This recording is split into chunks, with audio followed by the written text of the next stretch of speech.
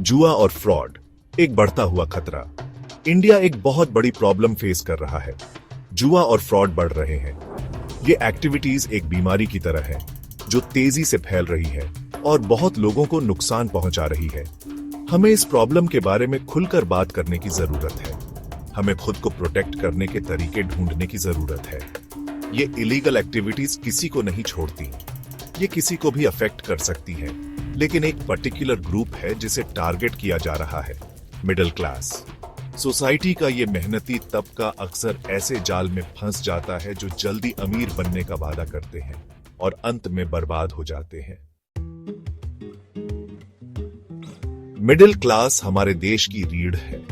वो अपना टैक्स देते हैं, वो इकोनॉमी में कंट्रीब्यूट करते हैं, फिर भी वो गैम्बलिंग और फ्रॉड के लिए सबसे वल्नरेबल होते हैं। क्यों?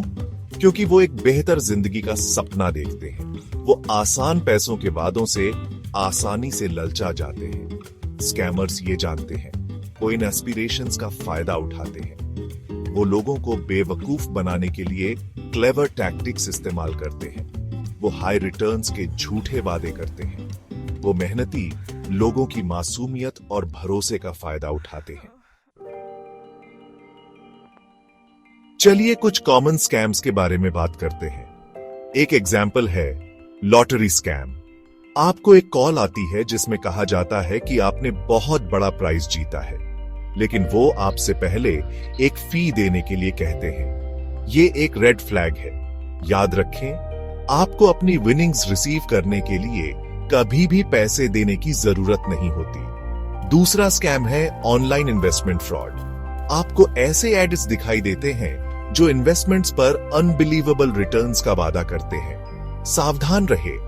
ऑनलाइन इन्वेस्ट करने से पहले हमेशा रिसर्च करें। अगर ये सुनने में बहुत अच्छा लगता है तो शायद ये सच नहीं है। स्कैमर्स स्मार्ट होते हैं। वो जानते हैं कि आपका ट्रस्ट कैसे जीतना है। वो फेक वेबसाइट्स इस्तेमाल कर सकते हैं जो असली लगती हैं। वो किसी बैंक या गवर्नमेंट एजेंसी से होने का दिखावा कर सकते हैं। वो आपको प्रेशर करने के लिए इमोशनल मैनिपुलेशन भी यूज कर सकते हैं। इसके झांसे में ना आए। हमेशा आइडेंटिटीज वेरीफाई करें, प्रूफ मांगे। अगर आप किसी चीज के बारे में अनश्योर हैं, तो किसी ट्रस्टेड फ्रेंड, फैमिली मेंबर या फाइनेंशियल एडवाइजर से बात करें। सेक्शन 5, सख्त नियमों की जरूरत। हमें पता है स्ट्रिक्टर लॉज और रेगुलेशंस की जरूरत है। गवर्नमेंट को इन फ्रॉडस्टर्स के खिलाफ सख्त एक्शन लेने की जरूरत है। पब्लिक को एजुकेट करने के लिए ज्यादा अवेयरनेस कैंपेन्स की जरूरत है। अभी के लॉज काफी नहीं है। हमें स्कैमर्स के लिए ऑपरेट करना मुश्किल बनाना होगा और हमें एक स्ट्रॉन्ग मैसेज भेजने की जरूरत है कि इन एक्टिविटीज को बर्दाश्त नहीं किया जाएगा। सेक्शन 6, खुद को कैसे बचाएं? Practical tips. अब बात करते हैं कि आप खुद को कैसे प्रोटेक्ट कर सकते हैं। पहला, अवेयर रहे। खुद को कॉमन स्कैम्स के बारे में एजुकेट करें।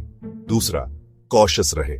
पर्सनल इंफॉर्मेशन ऑनलाइन या फोन पर शेयर न करें जब तक कि आपको यकीन न हो कि यह सेफ है। तीसरा, स्केप्टिकल रहे।